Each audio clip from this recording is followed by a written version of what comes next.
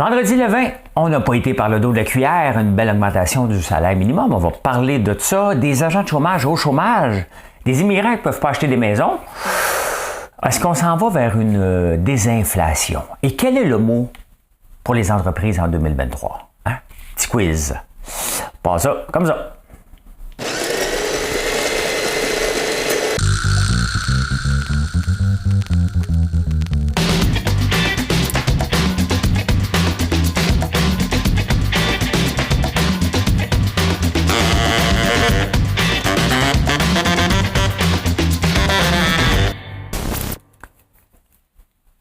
Commencer ça par une belle énigme. Mesdames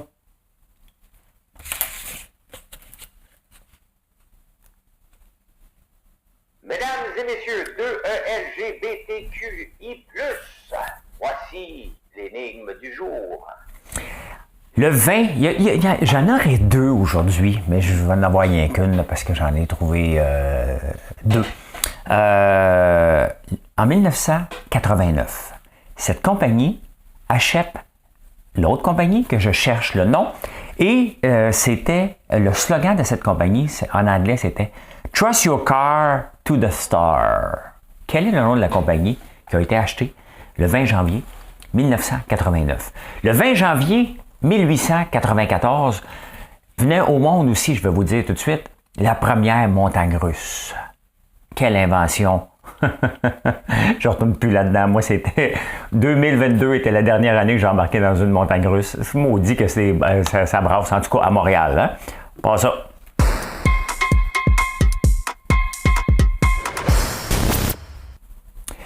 Je ne sais pas combien il y a d'agents qui travaillent à l'assurance chômage. En 2021, pendant le pic, ils m'appelaient tout le temps quand je mettais quelqu'un dehors, quand quelqu'un partait. Hein? Là, tu mets dehors, pourquoi? Hein? Pourquoi?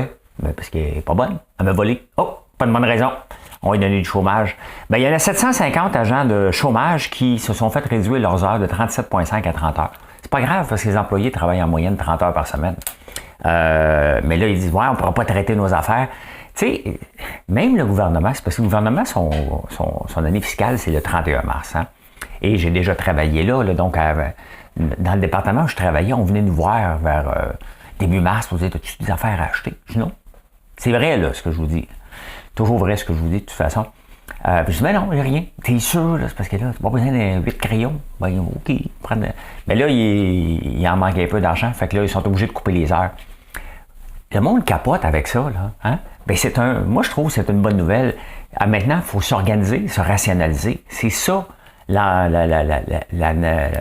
nature même d'une entreprise. Puis le gouvernement ne fait pas exception. Il y a des budgets à respecter. J'aime mieux voir ça que de voir des budgets qui explosent encore.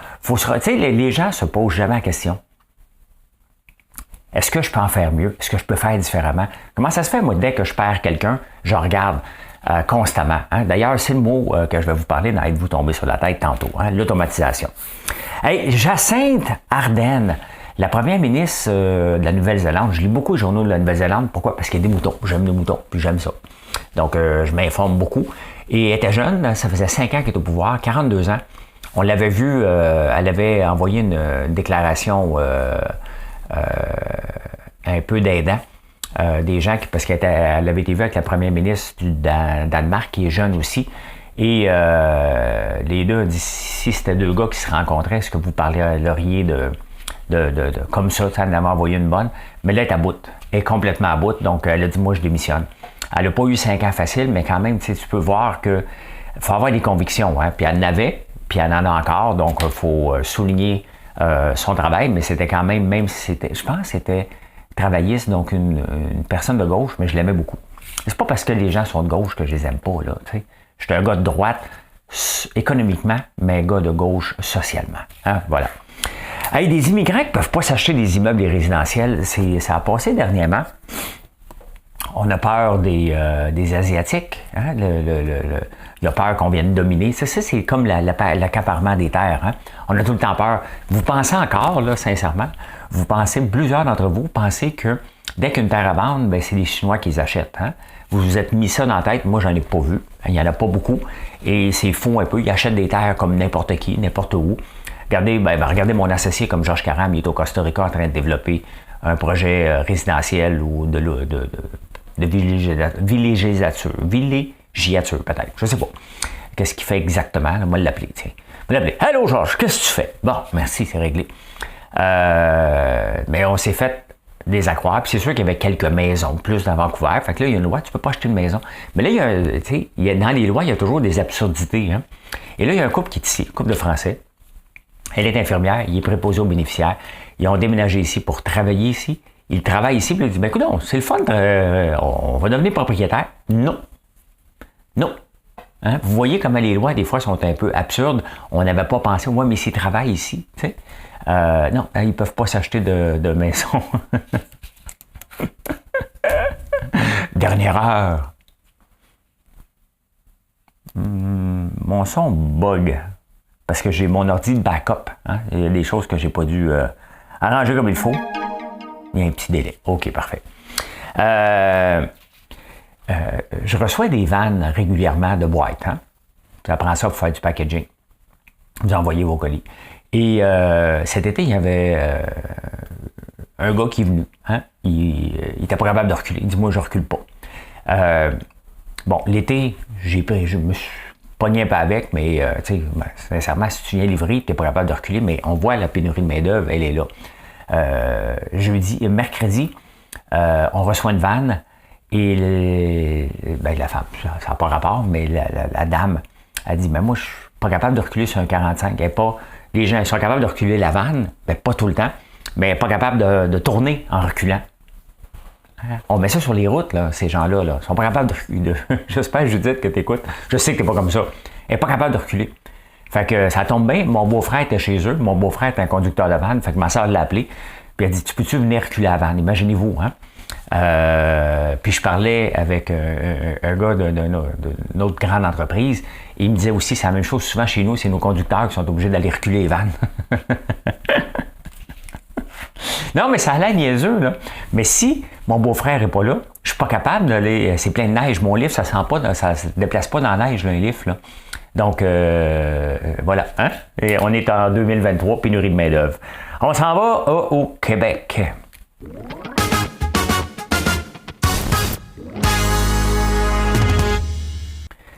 Je ne connais pas, je connaissais pas la brasserie Opéra au Saguenay, que le Parti conservateur voulait être là pour faire un party, pas un party, mais un regroupement pendant Et ils ont dit non, on ne veut pas t'avoir ici. Donc, ça avait fait les manchettes.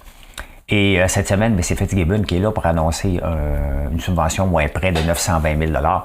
Mais avec ce qu'on connaît maintenant sur l'alcool, c'est correct qu'il y a eu des dossiers en cours, puis il ne faut pas non plus diaboliser à ce point-là non plus la consommation de vin ou de bière. Il ne faut pas capoter non plus, là. Mais bon, on voit que les études n'est pas ce que Éducalcool nous avait dit, mais loin de là. Et le gouvernement, à un moment donné, doit se regarder et dire « OK, parfait. » Tu sais, il ne faut pas arrêter, il ne faut pas devenir fou non plus, là. Mais est-ce que le gouvernement doit se poser de sérieuses questions? Est-ce qu'il continue à subventionner ou faire des prêts à ce genre d'entreprise-là? Hein? Il faut se poser la question. C'est sincèrement, si on accepte que c'est un problème de santé, ben il faut accepter que le gouvernement... Est-ce qu'on verrait d'un bon œil que le gouvernement investisse dans une compagnie de cigarettes? La réponse est non. On n'est pas là encore. Il ne faut pas capoter non plus, mais il faut y penser dans le futur. Puis c'est pas pour être contre, là. Hein? Je fais pas d'abstinence, moi, là. J'aime ça quand même, là. J'aime ça beaucoup. Mais j'en prends de façon raisonnable, tout simplement. Hein? Hey, le salaire minimum qui augmente à 15 et 25, c'est toute une montée, là. C'est 1 $. Les groupes disent non, c'était 18 qu'on voulait, ça n'a pas de sens. Tu sais, déjà, là, 1 $, c'est pas grand-chose. OK? Mais l'affaire, c'est qu'il y a déjà des entreprises zombies. Une entreprise zombie, c'est quoi? C'est des entreprises qui ont déjà énormément de misère à arriver puis qui ont survécu grâce à des prêts et à des subventions spéciales. Donc, maintenant, le dollar supplémentaire risque d'en étouffer un peu. T'sais. J'ai pas beaucoup de gens au salaire minimum. Puis ceux que j'ai au salaire minimum, ils ont 14 ans. Donc, est-ce que ça va les sortir de la pauvreté? La réponse est non. Tu sais, des fois, là, on fait encore un gros plat, mais il n'y a pas beaucoup de gens qui travaillent au salaire minimum, plus aujourd'hui. Donc, c'est une prime aux étudiants. Tu sais, c'est ça qu'il faut voir. Maintenant, est-ce que ça a l'air de rien? J'en ai peut-être 5, 6, peut-être. Je ne sais même pas. Sincèrement, je ne sais même pas combien qu'on en a qui sont au salaire minimum. Mais là, bon, c'est un impact. Ils travaillent peut-être 10 heures par semaine. Donc, tu sais, pour moi, ce n'est pas la fin du monde. Mais ça va l'être pour certains entrepreneurs qui arrivaient déjà au bout. On le voit, là. On le voit qu'il y a des entrepreneurs qui en arrachent, que c'est tough. Ils ne peuvent pas refiler la facture de l'inflation à leurs clients. Donc, tout ça, là, c'est de la pression, puis c'est de la pression, puis c'est de la pression. On parle beaucoup de charge mentale, mais ça en est une charge mentale sur les entrepreneurs. De dire, écoute, encore une augmentation de 7 % je ne peux pas me revirer puis donner.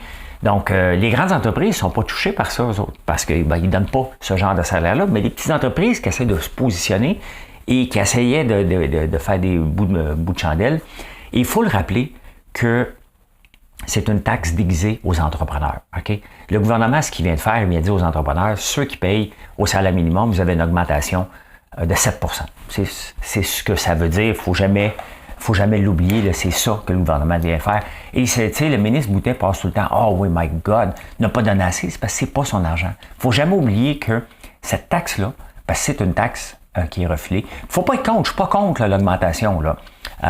Mais il y a des moments que les entreprises aussi ont besoin d'aide pour les transitions. Hein? Donc, sincèrement, à un moment donné, tu peux monter, mais il y a toutes sortes de boucliers en ce moment anti-inflation. Je pense qu'on aurait besoin d'un pour dire aux entreprises, OK, regarde, on va vous aider parce que c'est le gouvernement qui refile la facture, qui a l'air brillant, mais qui refile la facture. Et c'est les petites entreprises, les PPE, petites entreprises qui vont en arracher plus que les grandes par rapport à ça. Là. C'est bien évident. Là. Il manque des infirmières partout dans le monde. Puis ça, François Legault dit ça hier. Et j'en ai parlé plusieurs fois parce qu'en Inde, il manque des... Écoutez, en Inde, il y a une surpopulation puis il manque d'infirmières. Hein? En France, il manque des infirmières. En ce moment, en Angleterre, il y a la grève, il manque d'infirmières, il manque de staff. Parce que la population vieillit. On n'a pas été assez prévoyant. C'est le genre de choses, c'est comme un gros bateau qu'il faut que tu prévois 10-15 ans à l'avance. Hein? Mais il faut comprendre que ce n'est pas si évident que ça. Même pour les entreprises comme nous autres, on se dit tout le temps, regardez, au mois de septembre, là, on va préparer du stock d'avance. Hein? Puis là, tu dis, ouais, OK, mes finances sont un peu serrées. OK, je vais faire attention. Tout de suite, je vais attendre un peu plus au mois d'octobre. Et là, tout à coup, bang, tout arrive dans le même temps. C'est ce qui arrive avec le système de santé. François Legault a raison. Mais regardez, hier, il a quand même congédié entre guillemets, 2 dirigeants de CISS, donc des hôpitaux, pour les déplacer ailleurs. T'es pas bon quelque part. Pourquoi tu vas aller gérer autre chose? T'es pas bon. Bye! Va-t'en! On a bien de la misère à mettre des gens dehors. Hein? Mais s'il fait ça, c'est parce qu'il voit bien que ce sont des mauvais gestionnaires qui ne sont pas gestionnaires, point final. Et c'est là la base. Je ne dis pas que ça va régler le problème. Là. Deuxième étape, les syndicats ont une responsabilité. C'est pas en répétant que c'est une job de merde qu'on va tirer des gens. Faut vendre, ils font quoi? Pourquoi des infirmières viennent faire ce job-là? T'sais? Maintenant, il y a le TSO, il y a les agences, il y a tellement de choses à régler, mais tout ce qui est... Pourquoi qu'on a mis du TSO? Parce qu'il y avait un problème. Pourquoi qu'il y a des agences? Parce qu'il y avait un problème. Il y a un problème dans notre organisation de travail, point, qui fait que on met des patchs constamment, puis les patchs, à un moment donné, explosent. On est rendu là. Hein? On est rendu là. Panier bleu, hein? Écoutez, il y a pas juste le panier bleu. Il y a une nouvelle affaire que quelqu'un m'a envoyée. Hein? Les pages vertes! Je me demande qui est derrière ça. Qui est derrière les pages vertes? Écolo Web, Conception, mais qui est derrière les pages vertes? Découvrez les entreprises éco-responsables près de vous. Donc, pourquoi les pages vertes? Activez et outiller la transition éco-responsable. Je soupçonne des gens qui ont copié le panier bleu pour dire « Ouais, le panier bleu qui était pour être le commerce électronique, hein? » Ben là, c'est le vert, hein? Les pages vertes.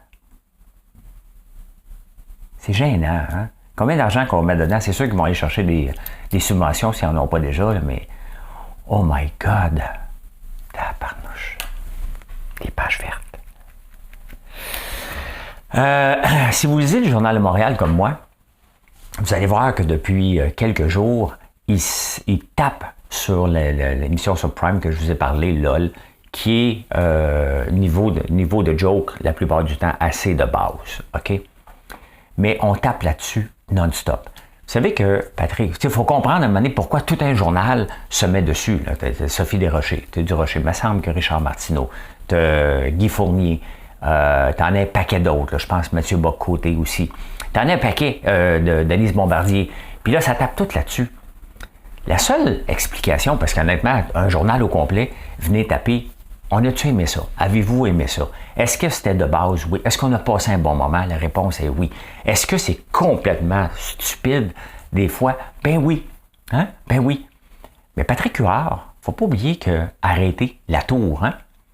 Donc, est-ce qu'il y a un lien? Tu sais que des fois, là, je veux pas faire des amalgames, mais sincèrement, il faut se poser des questions. Comment ça se fait qu'on tape autant sur ce... Tout le monde tape sur ce show-là, alors que Patrick Huard a quitté la tour pour faire autre chose, tout simplement. Donc, souvent, on le voit que le Journal de Montréal arrive en gang pour attaquer une idéologie ou attaquer quelque chose. C'est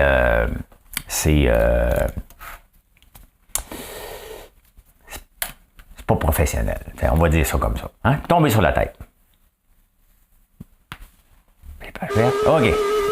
Mon ordi pas vite. Hein? J'ai un ordi qui est pas aussi vite que d'habitude. C'est là qu'on voit que, oui, des fois, c'est un ordi, c'est plus que pour aller sur le web. Là. En 2023, on l'a vu avec l'augmentation du salaire minimum. Et je suis là-dessus et c'est mon obsession.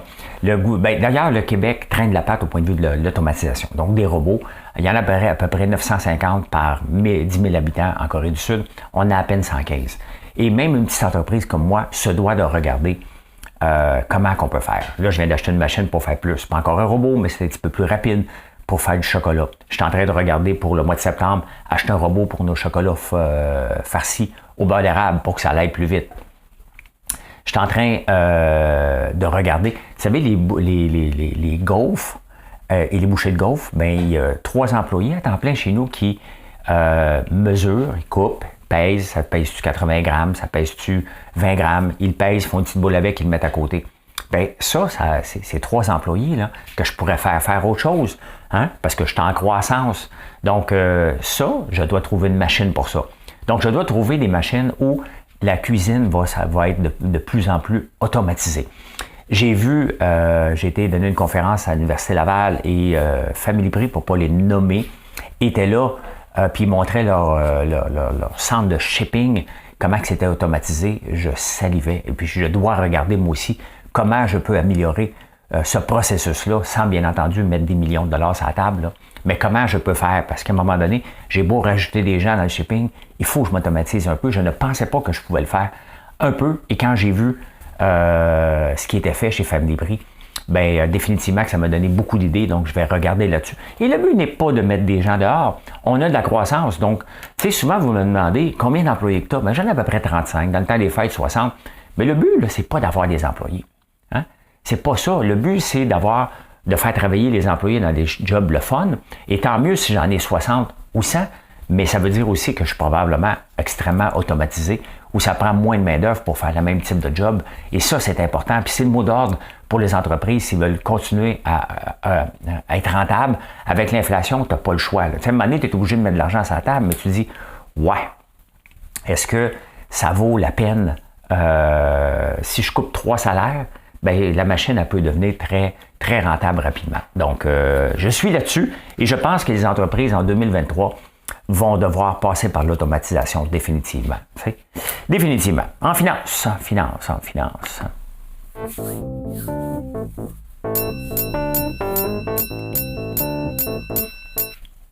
Je vous parle souvent à la bourse de false head. Hein? On est rendu à peu près 6 false head. En 2008, il y en avait eu 8 avant que le marché reparte. Bon, on en a encore un autre cette semaine. La semaine passée, ça a monté. Et là, ça dégringole parce que les ventes au retail, au détail, ont baissé de 1,1%. En décembre, quand même, je ne m'attendais pas à ça, moi non plus. Et les marchés non plus. Donc, les marchés ont réagi fortement et ont tombé. Puis là, les gens ont peur. Hein? Et surtout que la Fed et même la Banque du Canada disent non, on va t'augmenter ça, les taux d'intérêt. Vous allez voir, on va ramener ça à 2 %. Donc là, c'est un peu la panique, mini-panique sur les marchés boursiers. Et non seulement ça, les chiffres, en 83, en 81, 81, on a eu une récession. Suite à ça, il y a eu une désinflation. Et ça, on ne veut pas ça. Ça a l'air le fun, là, comme consommateur, c'est le fun de voir que les prix diminuent, fait qu'on n'achète plus parce qu'on sait que le lendemain, ça va coûter moins cher. Mais pour le marché, c'est une catastrophe.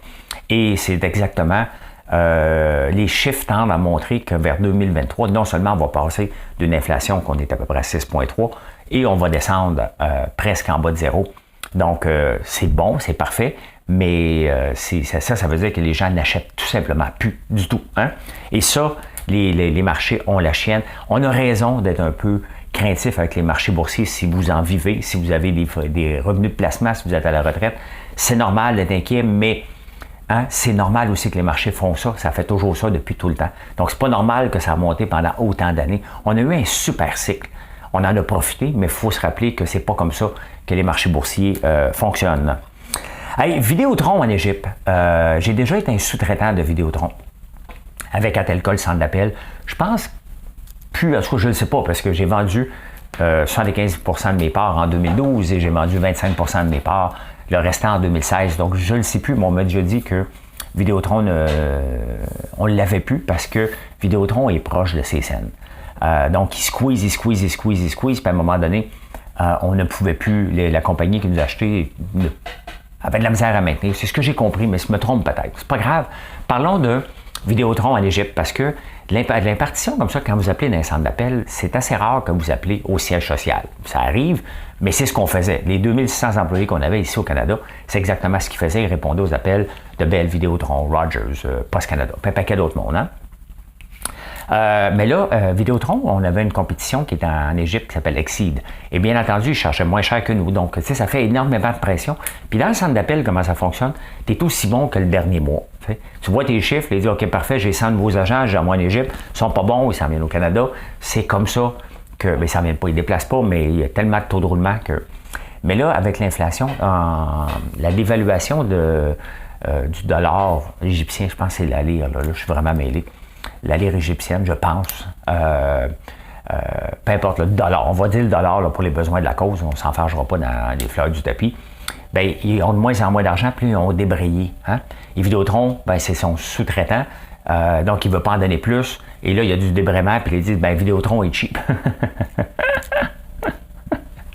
Ben, je le sais. Ils ne sont pas cheap, c'est normal, OK? Ils gèrent leur entreprise, il ne faut jamais oublier ça. Mais c'est dur, l'impartition. Hein? Nous autres, ici, des fois, on allait voir, mais regarde, on peut pas, puis tu signes des contrats à long terme. C'est tough. Tu sais, même, c'était tough, une business de centre d'appel, puis on peut le voir, là, que même la mondialisation là-dedans, qui est de moins en moins, est compliquée. On a misé beaucoup sur le fait que la Chine, puis on le voit avec les marchés en ce moment, bien, ils disent, hey, la Chine, elle enlève ses restrictions, donc tout va repartir. Louis Vuitton a monté en flèche, je l'ai-tu ouvert?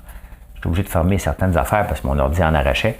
Vidéotron a monté en flèche, Louis Vuitton a monté en flèche, mais là, mon ordi est tellement... Il n'est pas slow, il est rapide, mais il est moins puissant. OK, on va regarder ça, je l'ai-tu ici?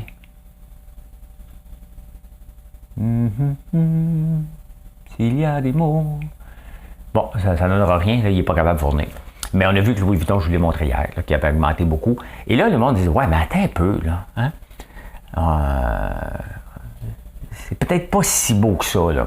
Fait que là, les marchés disent, ouais, mais finalement, c'est pas ce qu'on s'attendait. Hein? Ça se peut que ça soit pas aussi beau qu'on pense. Peut-être qu'ils vont pas consommer autant. Donc, les marchés, là, c'est vraiment une question de confiance, de mouvement. Il y en a un qui dit, OK, parfait, ça sera pas bon, tout le monde vend. Les autres, ben non, finalement, c'est pas si pire. Ça monte, donc, attendez-vous à du yo-yo comme ça. La beauté, c'est que c'est le fun de jouer au yo-yo. Pas avec notre argent. Hey, Suzellers vient d'ouvrir 25 nouveaux points de vente. Ça va-tu marcher? Est-ce que ça va être la nostalgie? Qu'est-ce qu'ils ont à offrir de nouveau? Tu sais, quand une entreprise revient, ça appartient à l'abbé. Moi, je veux juste savoir si ma carte de point Z marche encore. J'ai avec le goût de m'arriver d'arriver là, puis avec mes points Z, j'ai encore ma carte. Donc, je vous l'avais déjà montré d'ailleurs. Donc, ça vient de rouvrir. Qu'est-ce qu'ils vont offrir de différent? Est-ce qu'ils vont faire concurrence à Walmart? Qu'est-ce qu'ils vont offrir pour nous attirer de ne pas aller ailleurs puis d'aller les voir? J'ai hâte de voir s'il y en a dans mon coin. Je vais passer par là, faire mon inspection. L'inspection insolite.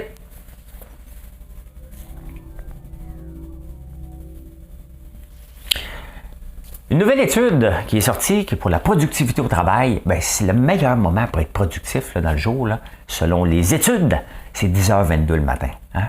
10h22, c'est là que tu es à ton pic. Si tu veux accomplir des affaires, là, c'est là. Pourtant, tu arrives de la pause. Hein? Mais c'est 10h22. Le pire moment de la journée, c'est 1h27. Si tu veux prendre un café, hein? C'est à 1h27 ou à 2h06 aussi. Entre 1h20, à 1h27 et à 2h06, là, c'est les pires moments de la journée, mais à 10h22, tu pètes le feu. Hein? Tu sais, on dit souvent de faire attention à la viande froide. Bien, il y a une nouvelle étude qui est sortie regardant le bacon et les viandes froides et le diabète de type 2. Hein, comment ça pourrait être relié. Honnêtement, il y a tellement d'affaires maintenant par rapport au diabète de type 2 que tu ne sais plus qu'est-ce que tu dois manger ou pas manger. Mais tu sais, tout là-dedans, c'est avec modération, là, mais ouais, il y a une nouvelle étude là-dessus. Il y a beaucoup de chiens, tu sais, les magasins de chiens et chats ici ont eu, de petits animaux ont eu une recrudescence depuis 2020. Et beaucoup de gens se sont achetés un animal de compagnie. Mais là, le coût de la vie ici est encore respectable. Ben, j'écoutais les lignes ouvertes en m'en revenant de Québec dans la nuit avec El Peggy au 98.5. Et les gens parlaient de ça, que le coût de la moulée a augmenté beaucoup. Hein, mais en Europe, le problème, c'est que l'électricité a augmenté beaucoup. Nous, notre électricité elle coûte moins cher ici. Donc, avec l'augmentation du coût de la vie, 10% des gens qui ont des chiens et chats les donnent en adoption. Les refuges sont pleins à craquer. Hein?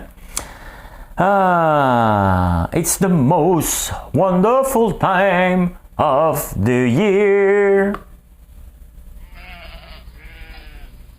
Mais là, je fais jouer les moutons parce que j'ai pas de chèvres. Là.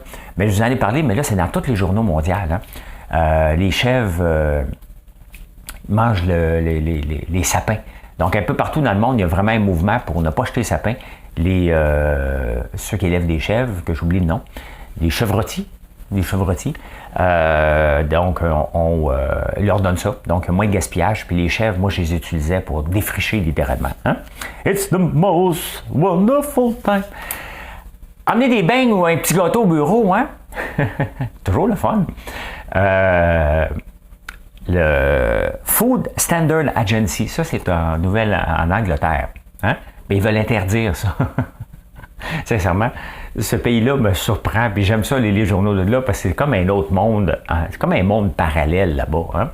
Oui, parce qu'il y a des gens qui ne savent pas dire non. Oui, fait que ça cause l'embonpoint. Fait que les gens ne savent pas dire non, puis c'est à cause des gens qui amènent un petit gâteau, parce que c'est... Même dans les bureaux, le vendredi, tu amènes des beignes. Tu goûtes aux beignes François Lambert, tu sais. Fait qu'ils veulent interdire cette pratique-là. Hey, ça n'a pas de bon sens. Ça n'a pas de bon sens. Avez-vous de la misère à vous endormir? Puis écoutez-vous de la musique avant de vous endormir, hein? Ben, il y a des chansons, il y a des playlists qui s'appellent Ambient, entre autres. Mais là-dedans, ils ont découvert que la chanson qui aide le plus à endormir dans le monde, c'est Everything I Do de Bryan Adams. Je suis pas sûr que Bryan Adams avait écrit une chanson en pensant qu'un jour il était pour être dans les playlists pour aider à endormir. Bryan, un chanteur canadien.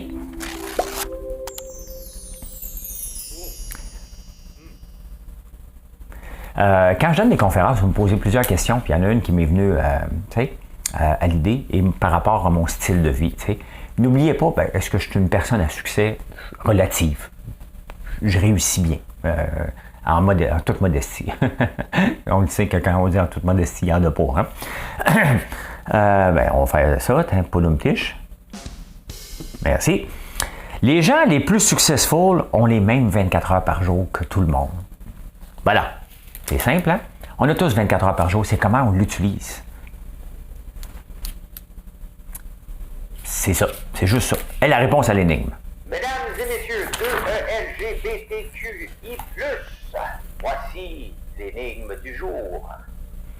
Trust your car to the star. C'était Texaco, Impérial, donc SO, achetais Texaco en 1989. 1989, c'est l'année où je finissais l'université. Ça fait un méchant bout de ça. Eh bien voilà, je peux dire ceci. Mission accomplished. Merci d'être là. Merci de nous visiter sur françoislambert.one. Toujours apprécié. N'oubliez pas de laisser un commentaire ou venez me parler sur les autres réseaux. Je suis toujours disponible. Bonne journée. Bye.